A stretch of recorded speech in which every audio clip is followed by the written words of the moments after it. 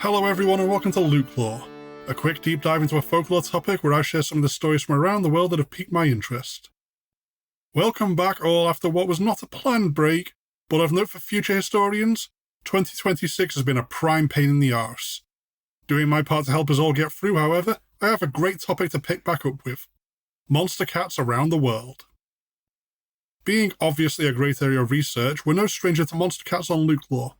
All the way back at the beginning of the podcast with an episode simply titled Krampusnacht, we had the Yule Cat, absolutely still an all-time favourite Christmas monster, standing taller than a house and eating children who aren't wearing new clothes around the festivities.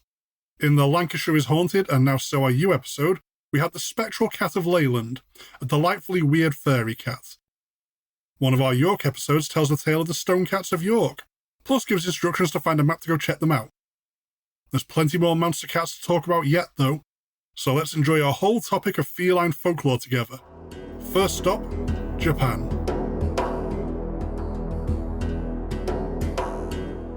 Of course there are yokai. Speaking of things LukeLore is no stranger to, the otherworldly yokai of Japan. Now specifically in cat form, I'm sure some of the more notorious shapeshifters can whip up a good kitty form in a pinch too, but this entry is about the Bakeneko. A shapeshifter themselves, base form and origin being a household cat. A lot of folklore with roots in Shinto will speak to transformation brought about by age. Everything has a spirit, and those spirits can grow.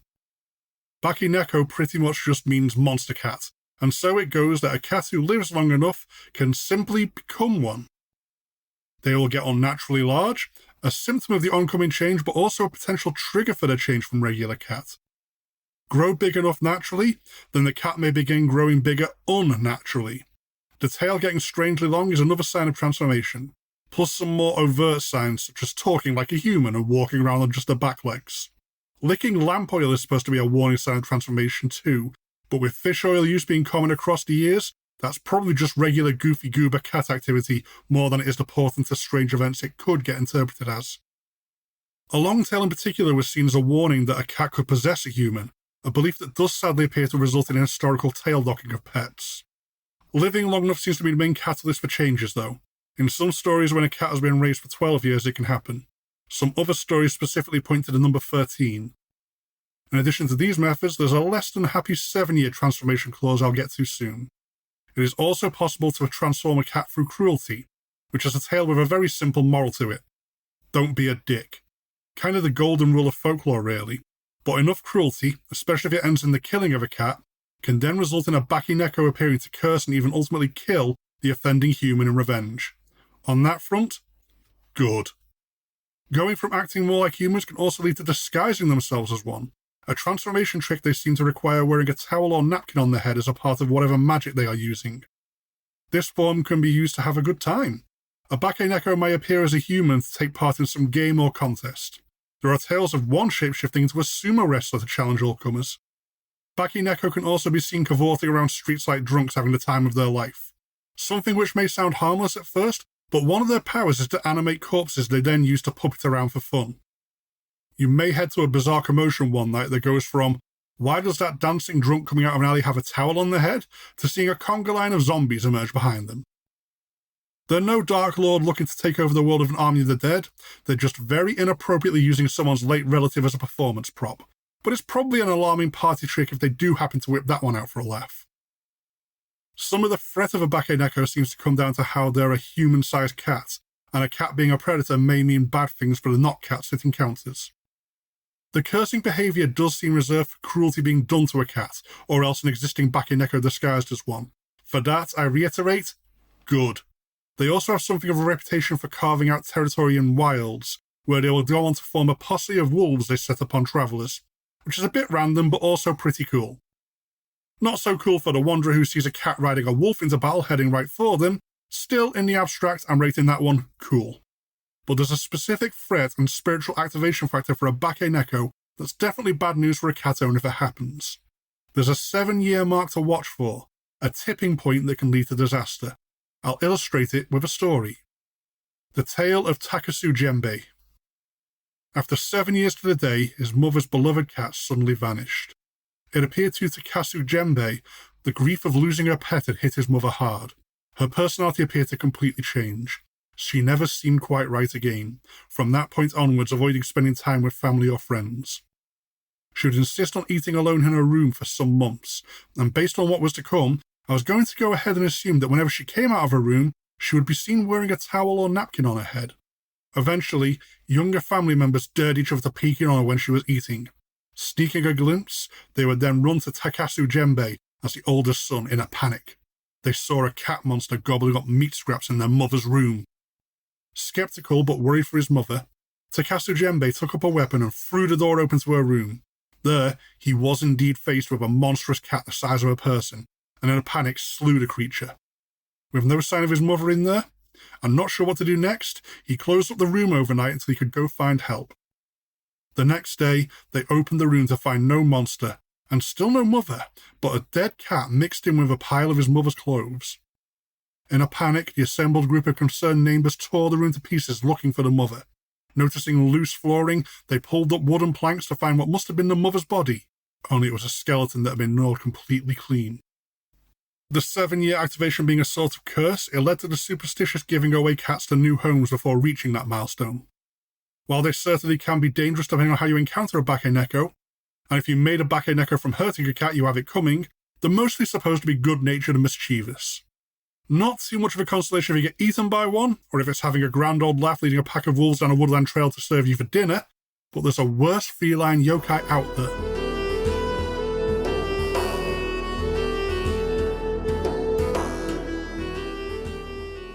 The more worrying yokai.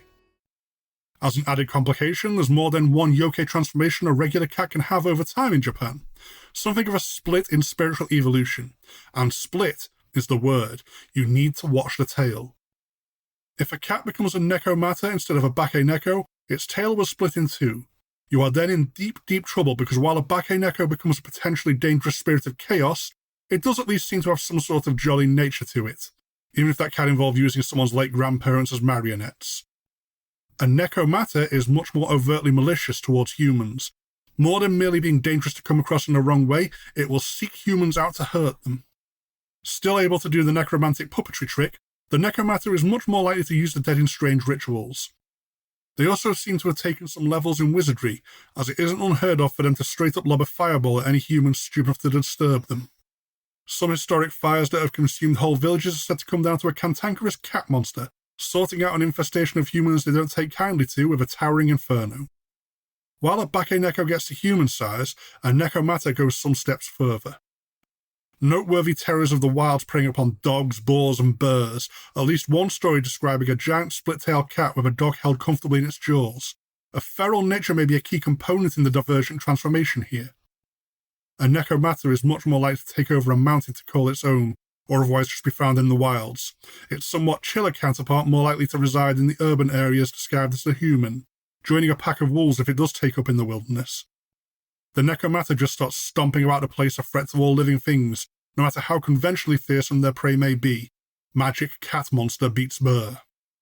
There is even a Nekomatayama, or Mount Nekomata, in what is today's Toyama Prefecture. It's well renowned for having large feral cats that attack humans, making something of an immersive folklore exhibit for the brave and or foolish. The 1708 book Yamato Kaiki, Mysterious Stories from Japan, has an interesting Nekomata story following a newly formed yokai, as opposed to one of the giant kitty mountain lords. A rich samurai had a beautiful great house, something truly fabulous worthy of his status and wealth. Only it had a slight drawback: constant wild poltergeist activity. We're talking full-on Houseu finale level bonkers events being unleashed on inhabitant and guest alike. Refusing to give up his rather nice home, a parade of potential exorcists were brought in. The samurai very much tried to kitchen sink this one. Priests and shamans of all types, plus anyone at all claiming a spiritual edge, got chucked at the problem, but nothing would work. If the house was haunted, it was haunted by something that had no respect for any religion or tradition. Something true in its own way, only they weren't looking for the right Ghostbuster. The problem had a different cause. A loyal servant was holding a vigil, doing his best to help however he could, when he spotted his master's cat carrying a shikigami with the samurai's name imprinted upon it. A shikigami is a strange doll, well, usually a sort of doll, forged from a local spirit that can be used in a variety of often not exactly nice rituals. One with your name on it is an exceptionally bad sign. Fortunately, the servant was armed and had a blessed arrow to hand, part of the no-expense-spared kitchen sink exorcism attempts, and with which he shot the cat through its head, piercing the shikigami as well as striking the cat dead. I would normally frown upon this as a default position, but it did turn out to be a good instinct. At some point, the cat's tail had split into two, it having transformed into a Nekomata that went on to curse the home of its owner. It likely would have only gotten bigger and stronger, with the nightmare-haunted house merely being its first steps. With all yokai being something of a mixed bag in nature, the otherwise terrifying Nekomata does at least have one inoffensive hobby. They like to play the shamisen, a traditional three-string plucked instrument. This may be less whimsical than it first appears, as shamisen used to be made out of cat hide. The strings may have been catgut also, if they're anything like some European instruments in the past. The songs the Nekomata would sing being sad ones about the fate of their brethren who were turned into such an instrument. Maybe don't disturb one if you come across it playing in the wild. Just sneak off to safety before you hear, "I cast fireball!" screamed in Japanese. Just a weird little guy. Let's move over to Europe now, although East Asia is a pretty target-rich environment for monster cats. The Alpine Mountains have something of a very strange one. This one is a cat-dragon thing, sometimes known as the Alps dragon, perhaps also being the same root tails of the basilisk, but my favourite name for it purely because it's fun to say is the Tatzelwurmen. Ranging around Germany, Austria, Switzerland and Italy with a heavy focus on the Alpine Mountains specifically, this is a funky, somewhat smaller creature than you may imagine since it does appear to be some sort of dragon. Kind of. It's certainly small for a dragon, although not necessarily small compared to other creatures. 5 to 7 feet long at the top end, quite a bit smaller in some stories. It's mostly scaly serpentine tail. The front part is a standout feature. It has a cat head and 2 tiny front legs, making this an angry cat serpentine dragon. Given how widespread the creature is, it does have an assortment of other fun-to-say names. Stollenwurm, Springwurm, Arassas, Pratzelwurm, Dartzelwurm, and Bergtutzen. The assortment of names gives some hints of its behaviour. Clawed serpent, tunnel worm, and jumping worm tell something of a story in how they act when disturbed. I'll be sticking with either Tatzelwurm as my personal favourite from here on, or some variation of kitty snake. The myths span a long stretch of time with written accounts going back as far as the 18th century, the oral tradition spiralling back much further, and it continues on into the modern day as an occasionally reported, heavily debated, cryptid. They're supposed to hibernate through the cold months, then cause trouble when they wake up hungry, attacking livestock or even people in a ravenous rampage come the spring.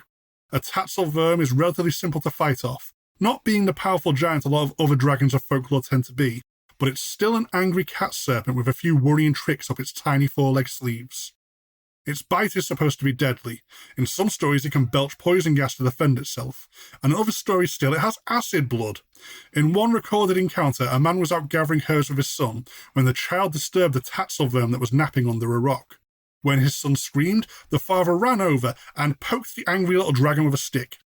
This easily managed to drive it off, but the green blood of the creature got on the man's leg, and he was stuck limping home from the burns he got. There's a simple moral to that story, though. Don't disturb a sleeping dragon cat, then poke it with a stick.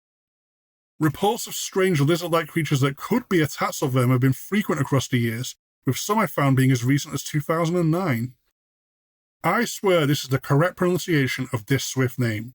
It's just one of those funny coincidences that sounds ruder than they are in the correct context. Listeners on speakers beware. This name is written as Fuchs. So, the first written record of a Tatzelwurm was in 1779, by a Hans Fuchs.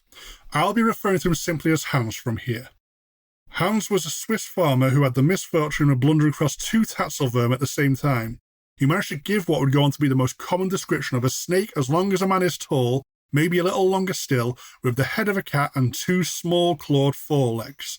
Reported as bad-tempered animals, they did not appear to have managed to injure Hans directly themselves, but he was so terrified he later died from a heart attack. Reports over the years can differ from 0 to 4 legs, and they can be as small as only 1 foot long, sometimes more reptilian than feline, depending on the report, but Hans's panicked recollection managed to become something of a standard. This could be a chicken and egg moment, as once its description was recorded, it was then circulated when later sightings came up, kind of codifying the core features. Tatzelwurmen appear to be elusive and good at blending into the surroundings. Modern reports tend to be of strange tracks and unusual serpentine shadows caught in the corner of a hiker's eye, but if you should feel the need to go cryptid hunting in the Alps, spring is the worst and therefore best time to try and encounter one, as they emerge ravenous from their burrows with the warming weather. Just keep your distance and definitely don't poke it with a stick. They seem a bit too dangerous to make a good pet, with feline bad temper being disturbed while they were sunbathing amplified by a variety of toxic surprises. Before our next section, quick ad break. An ancient civilization who really likes cats. I think any sort of cat-based folklore episode needs to make a stopover in Egypt. Ancient Egypt loved cats, and as such have an assortment of beliefs surrounding them plus the occasional monster myth. We could go with broader cat legends, especially as they pertain to the Egyptian afterlife. There's also at least one badass cat goddess to regale the bloody tale of, but I think today we're going to go with the Sphinx. The iconography of a Sphinx is pretty set in pop culture stone. They should be easily visually identified by basically anyone. They've gone into something of a modern-day literary blender too, and can appear in a variety of fiction settings beyond an ersatz Egypt.